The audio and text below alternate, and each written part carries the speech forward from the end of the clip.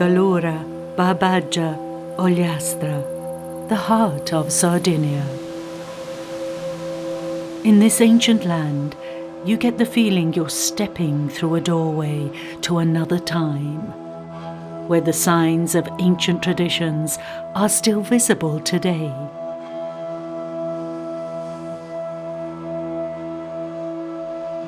Traditions that have survived in legendary figures, cloaked in mystery.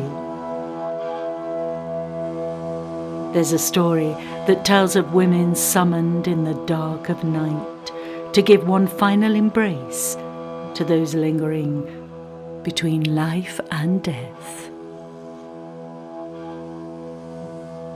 Santa Maria Mamma Beneita, veni a m'allentare il suo dolore.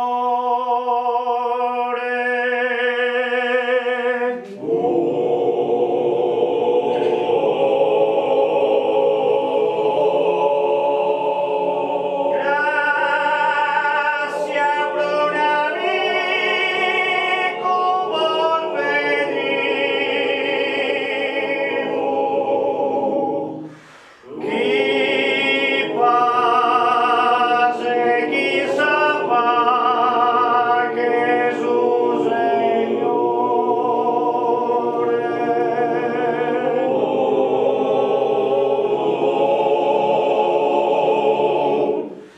Gracias pro un amico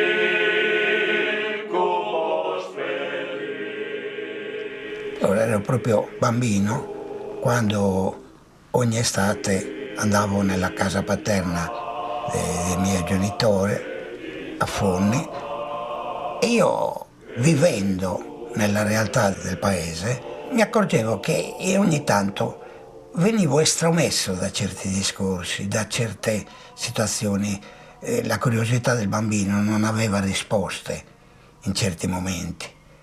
Allora ho capito che c'era qualcosa per cui dovevo guardare ma non dovevo parlarne. Ecco, questo era il primo mistero al quale io mi sono adeguato.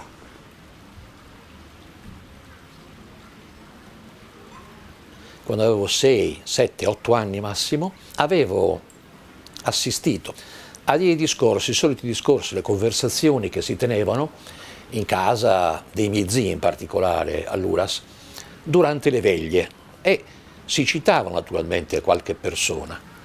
Il primo esempio è stato quello di una donna che veniva citata come Tia Domenica, cioè zia Domenica, una vedova, un'età tra i 50 e i 60 anni, sempre vestita di nero, che in casa stava sempre scalza, metteva le scarpe soltanto per andare in chiesa la mattina presto, poi si ritirava a casa e non usciva più. Era Tia Domenica, e questa era citata appunto come una donna che in qualche occasione si era prestata per dare la cosiddetta dolce morte.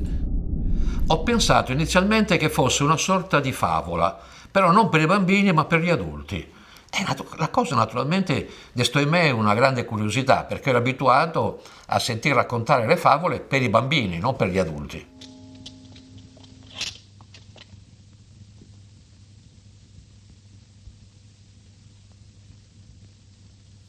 Dagli anni '80 ho cominciato a fare delle ricerche su questo argomento dopo aver letto le informazioni che dava il Della Marmora già dall'800. Ho notato che moltissime vecchie, anzi diciamo quasi tutte, ne erano a conoscenza, solo che è una sorta di tabù, non se ne parla.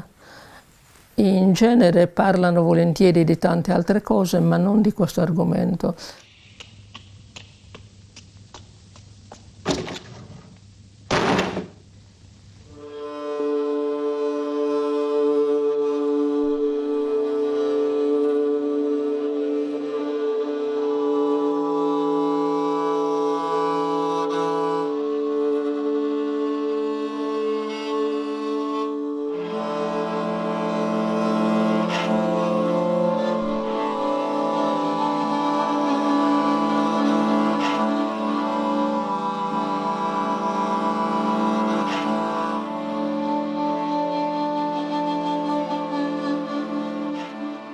Siamo nel 1953. Il paese era Oschiri ed era un paese ricco, uno dei pochi paesi della Sardegna che ci aveva una fabbrica. E quel giorno mi hanno chiamato per vedere una persona che era arrivata dal sanatorio di Sassari. Era un giovane arrivato proprio al momento finale, diciamo così. Questo faceva così, cercando aria, ma non c'aveva più polmoni, era giovane, aveva 31 anni.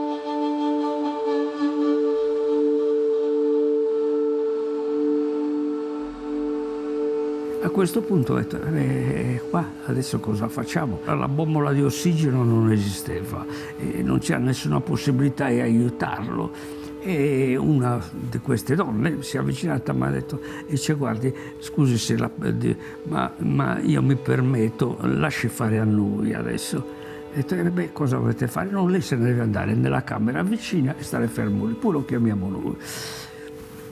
Vabbè, andiamo a vedere. Io non sapevo niente neanche della Accabadora, che esistesse la Accabadora. Invece era la Accabadora. Ho visto un'ombra che passava, un'ombra che usciva e se ne andava. Allora è tutto fatto. Questa donna che c'era è tutto fatto. Cosa abbia fatto, cosa non abbiano fatto? Il ragazzo si era addormentato, diciamo addormentato per modo di dire. Era morto.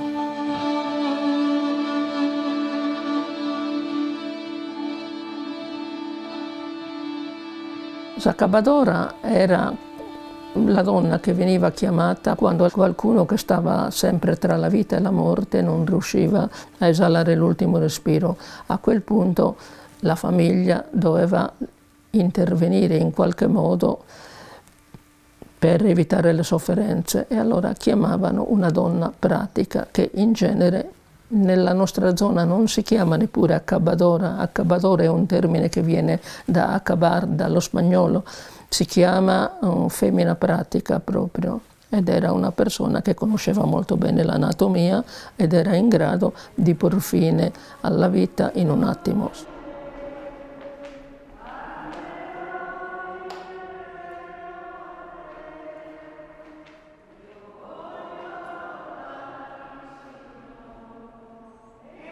Nella cultura barbaricina, quella classica, diciamo, la vita e la morte facevano parte della stessa avventura. Ogni giorno si sfidavano ed entrambe vincevano. C'era una quotidianità con la morte. Da un lato vista con rassegnazione, dall'altra come sfida. Perché l'imperativo quotidiano era quello di sopravvivere. E tra i vivi e i morti non c'era, come dire, la separazione che c'è oggi. Perché i morti facevano parte della vita dei vivi.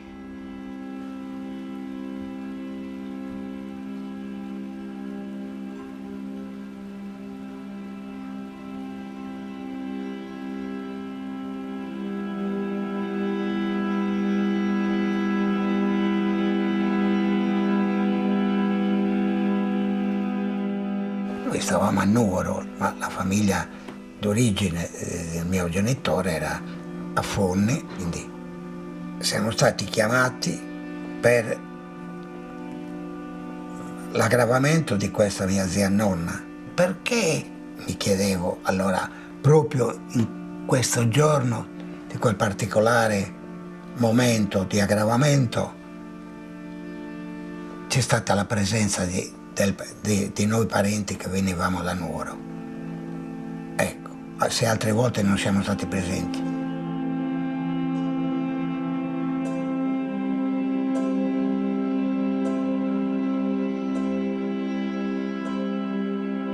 Nel momento in cui eravamo tutti riuniti nella cucina e io mi ricordo con un'altra mia cugina stavamo ancora giocando in un atrio d'ingresso del primo piano, insomma. Io ogni tanto entravo per vedere questa mia zia che la sentivo respirare, insomma, così, la sentivo un affanno, poi uscivo, ecco.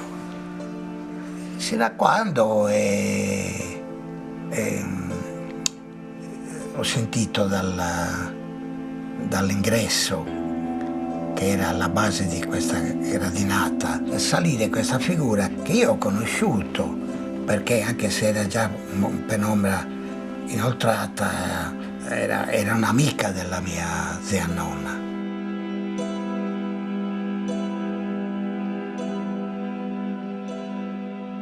E mi ha toccato, mi ha fatto una carezza, insomma, ed è entrata.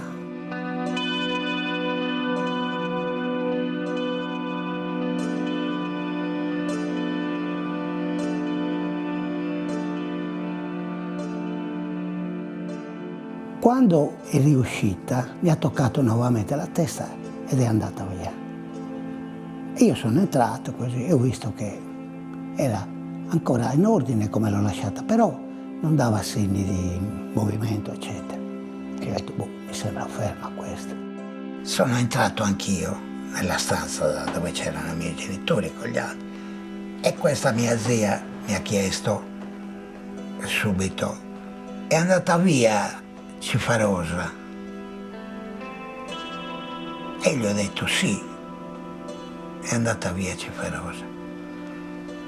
Poi a mia madre le ho chiesto perché mi appoggio alla mamma che era seduta, e gli ho detto come faceva mia zia, ho fatto il nome di questa mia zia, a sapere che era zia Cifarosa che è venuta, perché le porte l'ho vista solo io, no? Che ero nell'ingresso tra le due porte, mentre la porta della cucina era chiusa. Loro hanno sentito solo il ticchettio dei suoi scarponcini che salivano nelle scale e io ero lì. Lei mi ha toccato ed è entrata. A quel punto, come faceva questa mia zia a sapere che era entrata una figura di nome Cifarosa? Ecco che mia madre mi ha detto, te lo spiego dopo. Ho detto, te lo spiego in un altro momento. In quel momento stesso, questa mia zia era andata a controllare lo stato di salute della sua zia ed è tornata a voce dicendo, oh, Giovannana, tia Giovannana, andata, è morta.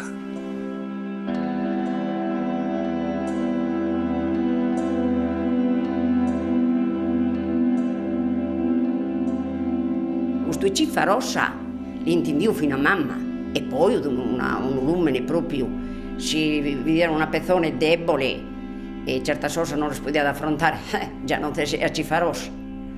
Ecco, questa parola meda, l'intendivo a mamma, l'intendivo a altra gente, è una femmina prospera, una femmina saggia e una femmina di valore in questione. Però teneva questo coraggio, se uno proprio l'invitava e vedeva il patimento e la misura, può darsi il redau pure sa fine. E io dopo proprio è bene per non partire di prusso quando tenia dolo ad una persona troppo sofferente. Tia Cifarosa, no? Molti affoni cantavano anche a bocca e ballo, no? Tanto saluto zia Cifarosa, tanto saluto. Zia Cifarosa era rispettata da tutti perché si rivolgevano a lei per una bruciatura, per scottature, per roba di decotti. E quindi era una che serviva alla società del momento, in mancanza di quelli che dovevano essere gli attori ufficiali, medici o ospedali o cliniche che non esistevano, manco per idea, insomma.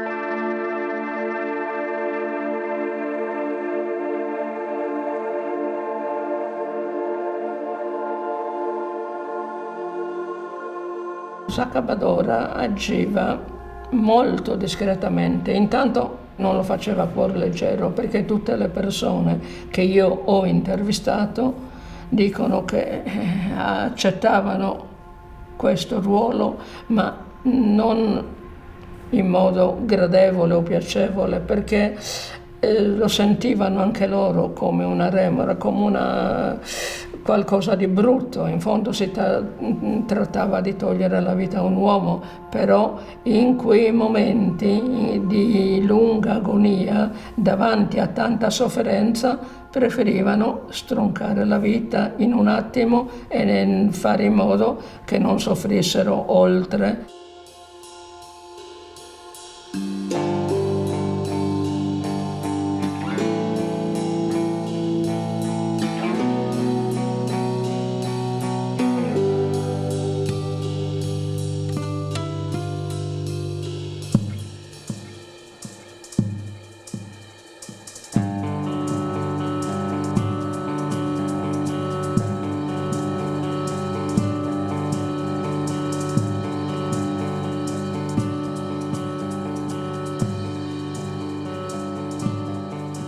Lo Stazzo era una entità territoriale, economica, sociale, umana, culturale, tipica della Gallura. L'insieme del terreno e dell'abitazione. Lo Stazzo doveva produrre tutto quello che a quel momento era necessario per la vita sia del proprietario e sia dei pastori, dei coadiutori, degli operai stagionali e così via, a seconda delle situazioni.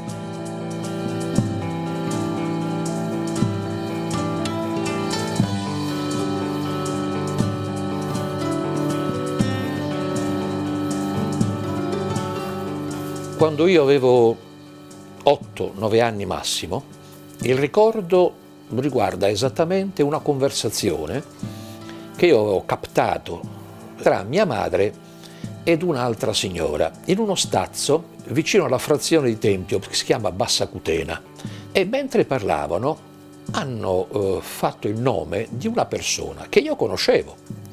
Questa persona si chiamava Zia Mariagnula, che era nel linguaggio gallurese mastra di paltu, cioè maestra per quanto riguarda il parto, quindi aiutava le donne a partorire. Il discorso mi incuriosì, perché naturalmente era una persona che conoscevo, e anche in questo caso saltò fuori che zia Mariagnola aveva posto fine ai giorni di persone che erano malate gravi, e mi colpì il particolare, dice: "Gli dacci un colpo di maltetto".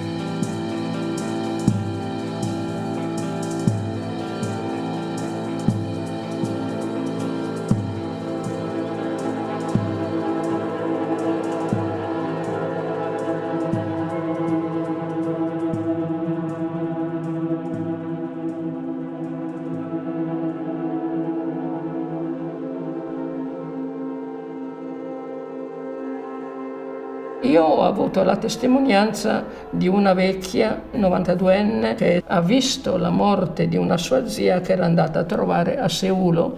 In questo caso questa donna parla di un piccolo gioco di circa 40 centimetri che si adattava al collo. All'inizio non l'ha visto perché questa donna l'aveva nascosto dietro il grembiule. Poi quando lei si è allontanata, questa rapidamente lo ha infilato sotto il collo della zia che non riusciva a morire. È stata questione di secondi, dice, di un attimo. Ha visto come una sorta di carezza e quella è morta. E quindi si meravigliava e mi diceva: non capisco come possa essere morta in un attimo quando prima gridava, si sentiva in tutto il vicinato. E queste grida duravano da più di una settimana. Io non credo che Saccabadora sia esistita. Può essere successo in casi singoli, ma non come figura istituzionale, non come soggetto davvero parte della storia, della cultura, del vivere dei sardi.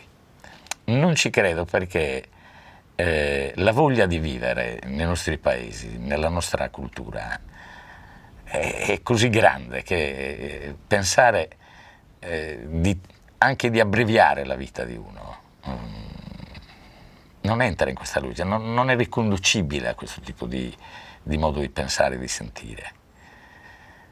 E poi la morte tocca a Dio. E questo è il limite che ti rende la vita sacra.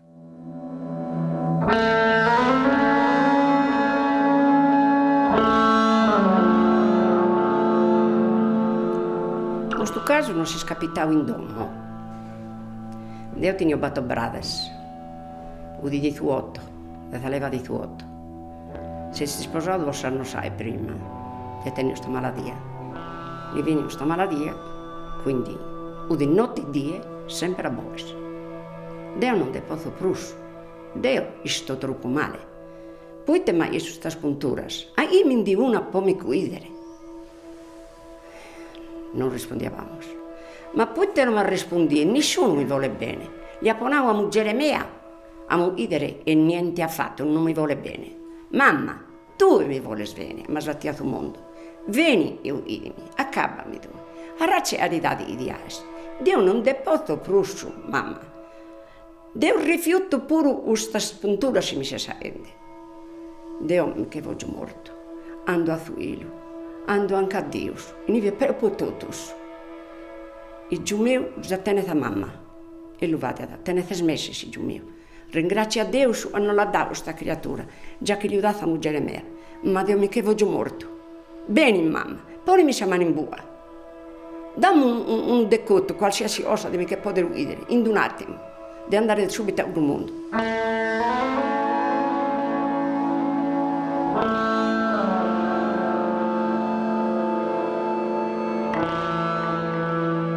Poi si rivolge da Mimmi. Anna, tu sei stata una sorella sempre vicino a me. Bene a te la tua questa morte. Bene, a questo accanto a me, mi sa di non devo aumentare. Nada, non patto nulla, pattinde so uomo, non comprendi questo dolore mio. E questo dolore non ti puoi tu portare.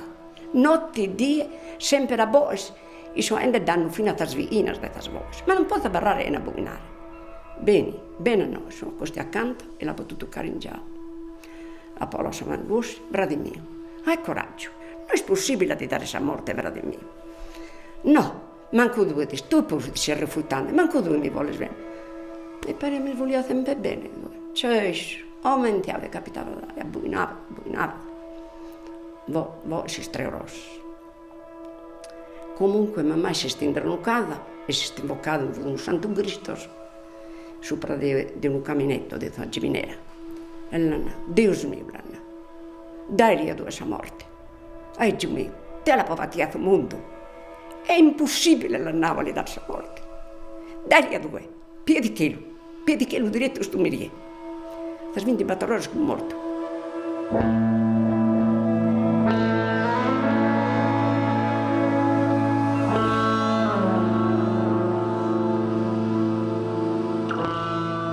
È bello pensare che sia l'Altissimo che ti ha portato la pace, però uno pensa anche che sia qualche dama che è entrata di notte che abbia contribuito a rasserenare la famiglia. Voglio vedere quali argomenti possono mettere, oltre la fede, cosa c'entra? Dio va bene, Dio vorrebbe anche queste cose, perché no? Perché uno deve rimanere col dolore attaccato, sta morendo e non riesce a morire, perché c'è il cuore forte? E cazzo, l'aiuti, cazzo, morire. Gli dai una pastiglia e lo fai. Cazzo, gli abbassa la pressione, ecco la pressione abbassata, boom, a terra. Manco se ne accorge. Quanti ne hanno fatto i medici? Cosa del genere? E chi gli può dire di no? Qua parliamo di dolore, ma dolore brutto, diciamo così, una brutta bestia. Se io l'avessi avuto in ospedale, la fine gliel'avrei fatta pure io, con altri sistemi che non erano quelli, molto più semplici. Io non sto giustificando, perché la morte la dà davvero solo qualcuno che regge e che governa il tempo. E quindi, però, la famiglia non aveva altri strumenti se non l'aiuto di queste eccezionali donne che erano rispettate da tutti, tenute in gran segreto, ma rispettate perché erano persone che aiutavano la famiglia. Il ruolo di queste donne, diciamo che in quell'epoca era una cosa che funzionava quel periodo lì, perché effettivamente il medico poi condotto dei paesi era, diciamo, un poveretto che doveva trovare davanti a delle cose che non poteva fare nulla. Queste donne erano organizzate, loro facevano l'assistenza al parto, facevano tante cose, e le facevano bene. E io ho imparato da loro.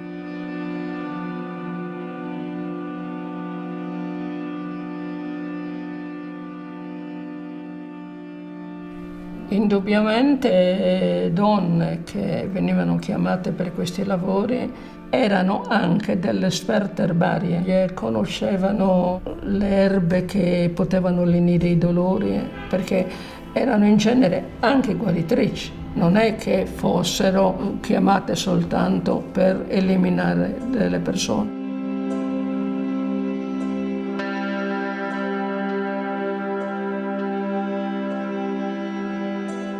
Io nel mio romanzo Lo scialle ho ipotizzato come potessero avvenire davvero i momenti nei quali tra di loro creavano la solidarietà di Accabadora, cioè quasi un ingresso, una loro iniziazione, diciamo.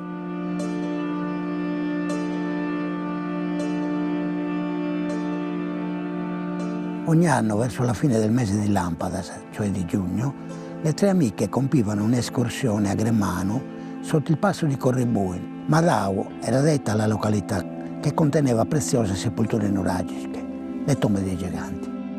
Le amiche Ciferosa e Rita Sud compresero che si trovavano lì per questo scopo, quindi stavano ricevendo le risposte dalla più grande a tutte le loro domande e lei rispose che era il luogo deputato alla migliore raccolta delle erbe officinali che sarebbero servite per lenire le pene dell'infermo, proprio per sedare la persona.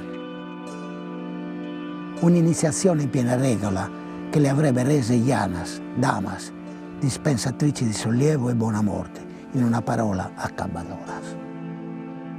Compirono dei giri intorno a quel cumulo di pietre e terre, recitando antichissimi verbos, parole magiche. Inoc è morta Maria Rangada, inoc è tutto l'andinterrada, Janas e damas pro illepiare, dolores e penas o pro accabare.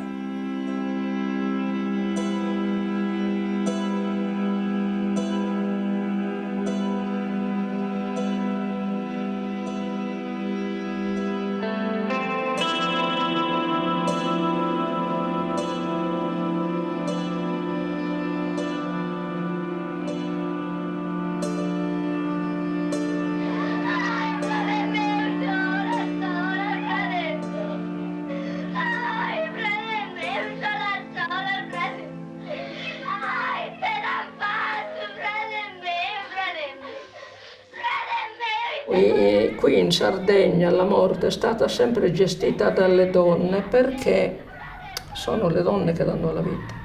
La danno e la tolgono in casi come Accabadora, così come anche quando si parla dei lamenti funebri, degli attitos, anche quelli venivano gestiti esclusivamente da donne e ciascuno faceva il suo attito, il suo lamento funebre che era descrizione della vita del defunto, le opere buone che poteva aver fatto, il suo comportamento. Come espressione musicale è anche una cosa eccezionale, no? Hai visto me senza tutta gelosa, serra della Saiana, che siamo in tristura, se pena è tanto umana, de peso e de misura, e rotto giudicante, anca della Saiana, che siamo in tristura.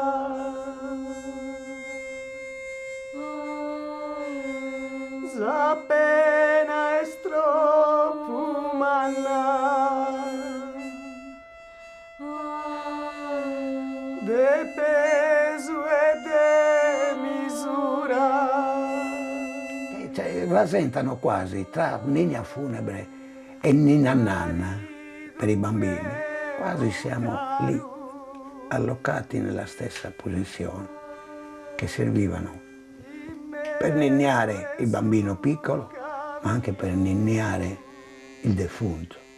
Ninnare non era più quello di tenerlo, di farlo dormire, perché non ne aveva più bisogno. Però le due cose sono molto vicine come cose. Infatti una ninna nanna da noi non è briosa, saltarella e tutto quanto, ma la nanna è, e c'ha queste movenze.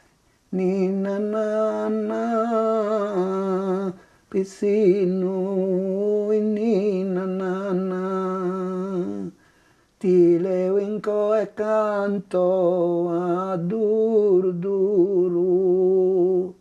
dormi pizzino, dormi sicuro, caso cane legao a Pinzaiana.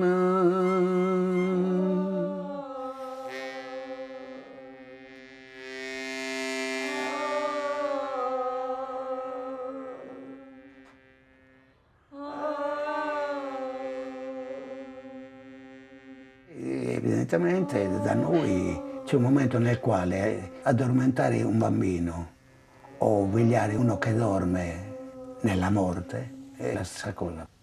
E sono uno e sono l'altro, solo che uno dei due non si sveglierà mai più e l'altro si sveglia. Senza tutta gelosa, io fui buona e valente che a storia. E te, ma la connorto, sorriso umana morto. Ho sentito anche mia madre attitare mio figlio quando mi è morto e attitava proprio così. Ebbene, lei, il giorno che era morto mio figlio, lei è andata contro e diceva che non gliela doveva fare a lei questo sgarbo. Cioè, dicevo, ma stai attenta, stai parlando di cose, ma perché uscivano anche fuori di testa, perché ci si scaglia anche contro Dio.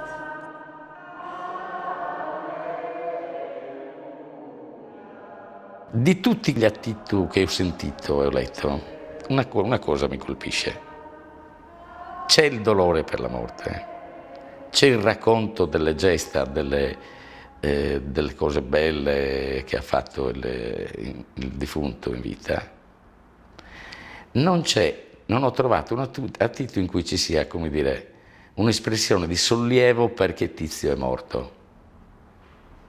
Magari quello era sofferente, era 1 mese o 15 giorni che soffriva tanto. E anche in sardo si dice, può essere gai meglio che l'ha piccato, per vivere così meglio che Dio se lo abbia preso. Però non c'è mai negli attiti una espressione, come dire, di questo genere, di sollievo. Ecco, questo lo dice, la dice lunga. Sartitto è l'espressione dell'attaccamento alla vita, più che il giudizio sulla morte.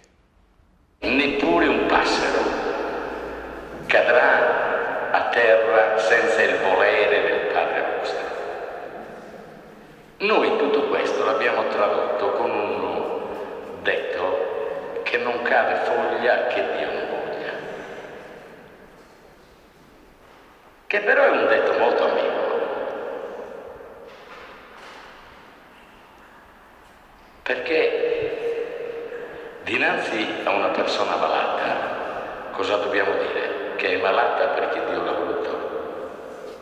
C'è una parte della Chiesa, tanto che dice che assolutamente non si può togliere la vita a nessuno, anche se in condizioni pietose, in condizioni disastrose. Però sappiamo anche di qualche sacerdote, forse ce ne sarà anche più di uno, che se non proprio consenziente, diciamo pure che ha fatto finta di nulla.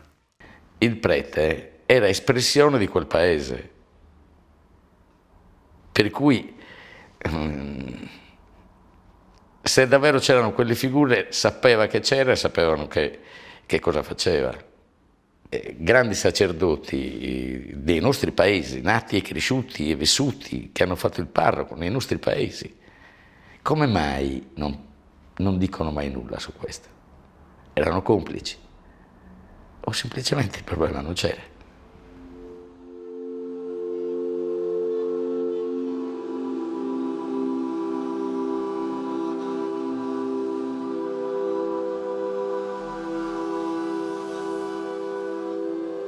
Sta di fatto però che erano molto protette dalla popolazione, perché chi faceva stregoneria, eccetera, tutte queste persone erano non solo messe al bando, ma erano proprio nel mirino dell'Inquisizione.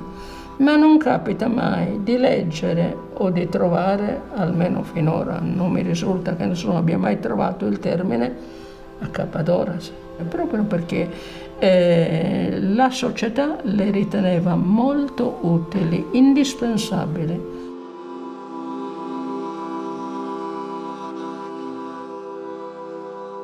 Perché evidentemente non bastava una preghiera, evidentemente. E allora volevano qualcosa di più sostanzioso. Il Vangelo ci sta dicendo un'altra cosa. Ti sta dicendo che Dio è con te. Non cade foglia chi Dio non voglia. No, traduciamo in un altro modo. Non cade foglia in cui Dio non sia presente. Ritengo di non essermi fatto da solo. Ritengo che sulle cose che contano io poco o tanto ho influito. Perché non ho deciso io dove nascere, da chi nascere, quando nascere, e neanche la faccia che ho. Ritengo di non essere il padrone del mondo e ritengo di essere qua sulla terra per servire le ragioni della vita, di chiunque sia, anche del malato terminale, e non per favorire o sostenere una cultura di morte.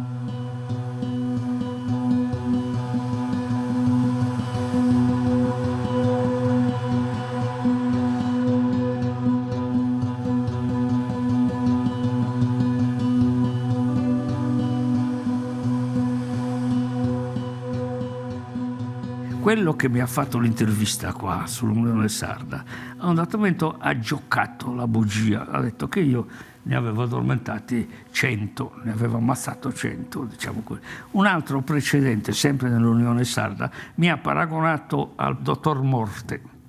Mi hanno fatto di tutti i colori, sperando che mi arrestassero.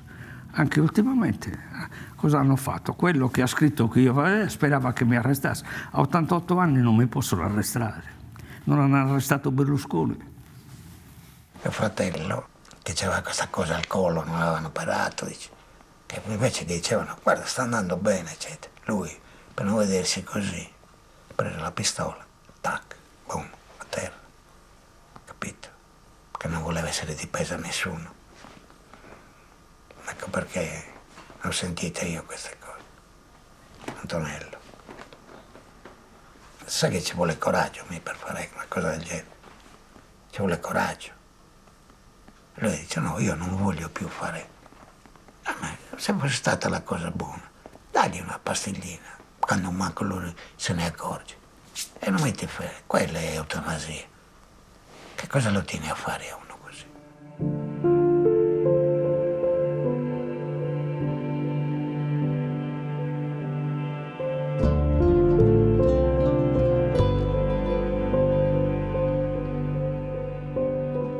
Io sono andato in ospedale perché questo signore stava morendo, a visitarlo, a vederlo.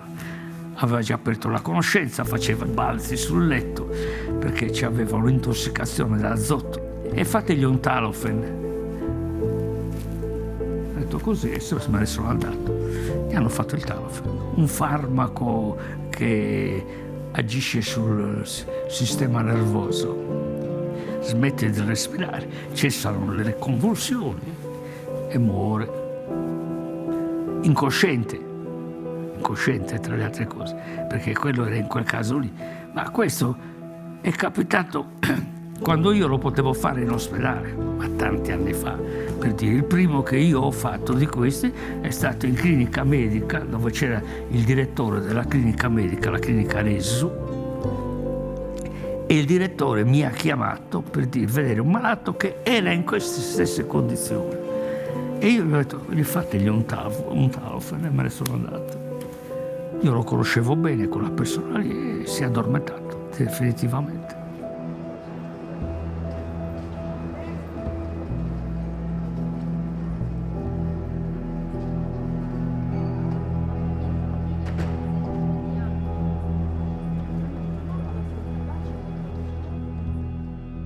Sull'eutanasia ovviamente non posso essere d'accordo.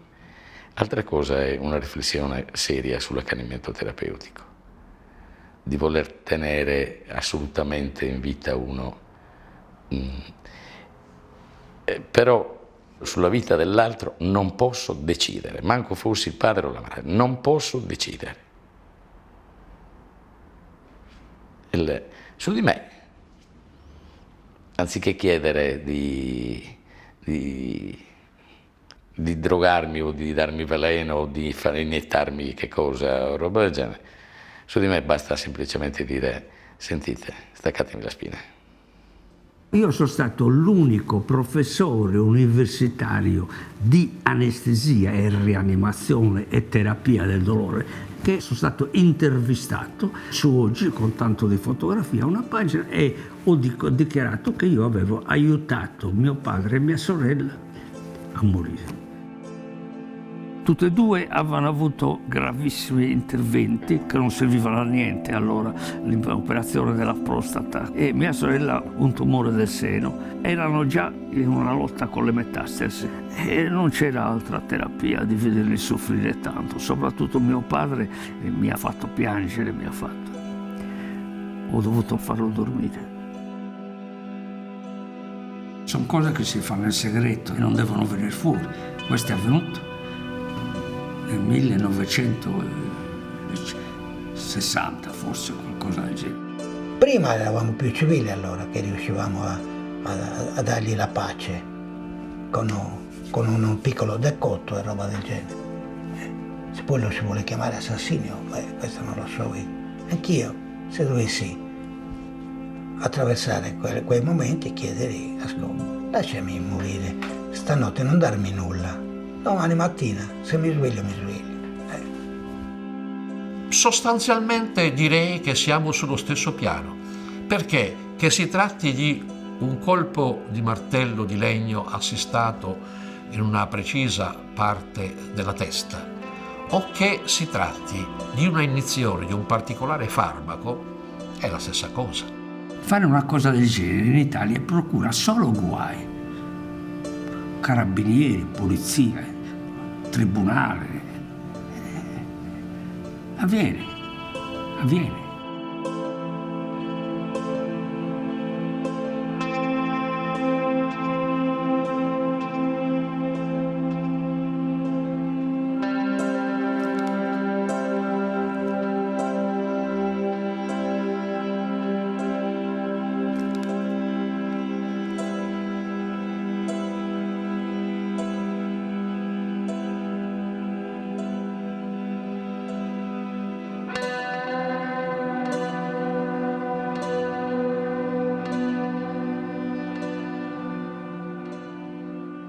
Io sono stata una delle gallinacce di bandiera gialla, una delle prime che ballava sui cubi al pipe. Tesoro mio, stiamo parlando degli anni eroici, ero giovane, avevo 18 anni.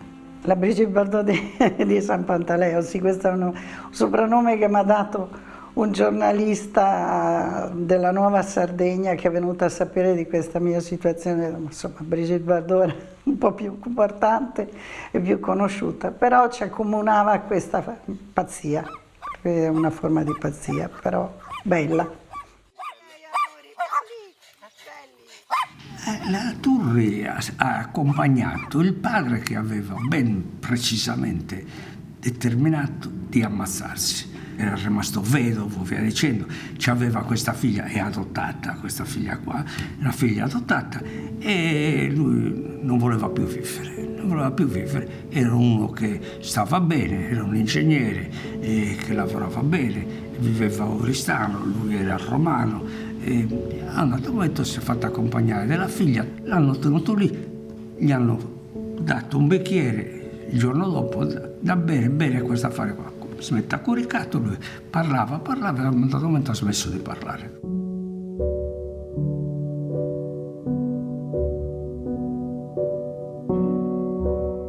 La malattia di mamma l'ha segnato tantissimo, perché è stato un grande amore. Io ho avuto la fortuna di vivere in una famiglia felicissima, di gente che si voleva un gran bene. E lui ha visto mamma soffrire tantissimo. Non riusciva a farsene una ragione e poi non riusciva più a vivere senza mamma. Lui si sentiva inutile ormai, si sentiva depredato di tutte le cose felici della vita. E con tutto che mi voleva un gran bene come io ne ho voluto a lui, però non se la sentiva di andare avanti senza mamma. E negli ultimi tempi si era anche convinto, il diagnostico qual era, che comunque qualcosa nell'aldilà doveva esserci, perché aveva avuto mi ha raccontato un paio di episodi, e allora si diceva: ma hai visto, casomai ci fosse un qualcosa, io mamma la ritrovo, perché stai tranquilla che in qualche modo la ritrovo.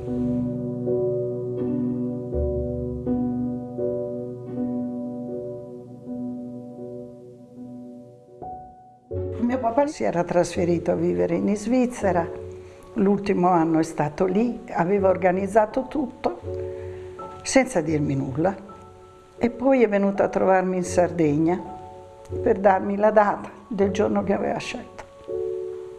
Siamo andati a cena in un posto fantastico che è un ristorante tra i monti di San Pantaleo in Sardegna, e si vede il mare da su, con una luna piena che neanche se l'avessimo voluto ordinare saremmo riusciti a avere una cosa così bella.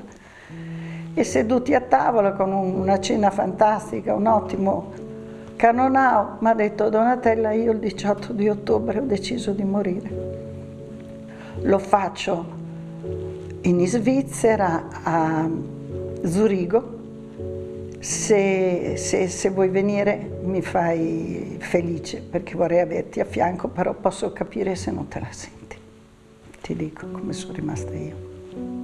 È stata dura, però l'ho visto talmente determinato, sereno in questa sua decisione, che ho detto: va bene, ti accompagno. Tanto non l'avrebbe smosso nessuno.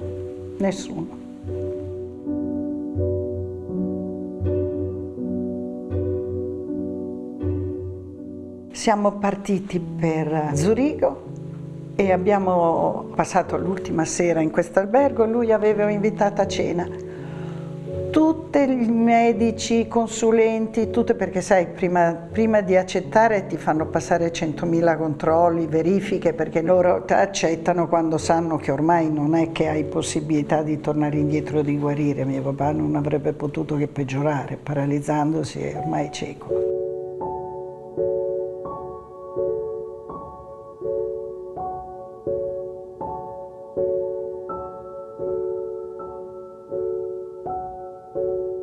È stata una serata strana, ma devo dire allegra, stranamente allegra. Ci raccontava le barzellette, teneva sul morale a noi, e a me mi ha detto che mi avrebbe picchiato prima di andare via se mi avesse visto anche solo una lacrima. Gli hanno dato questo gastroprotettore, poi hanno detto tra una ventina di minuti, mezz'ora dovrebbe fare effetto. Quando sei pronto ce lo fai sapere, Roberto, perché ormai lo chiamavano per nome. E lui dopo 20 minuti ha detto: beh, allora ragazzi, io sono pronto, andiamo. Ci siamo seduti su un divano davanti alla televisione. Ha bevuto d'un sorso solo. Ha detto: che sonno che mi sta venendo. Oh ragazzi, mi raccomando, cercate di raggiungermi il più tardi possibile, Sono state le ultime sue parole, e poi si è addormentato, ha reclinato il capo sullo schienale del divano, come quando guardava la Formula 1 in televisione, che al terzo giro si addormentava, uguale, con un sorriso, e non si è svegliato più. Io non ho avuto il cuore di restare lì a aspettare la mezz'ora che ci voleva, sono scappata fuori. Andare così determinati, non l'ho visto vacillare un secondo nella sua decisione. Ci vuole una gran forza o una gran pazzia. Ma pazzo non mi sembrava, quindi penso che fosse un uomo con una grande forza interiore.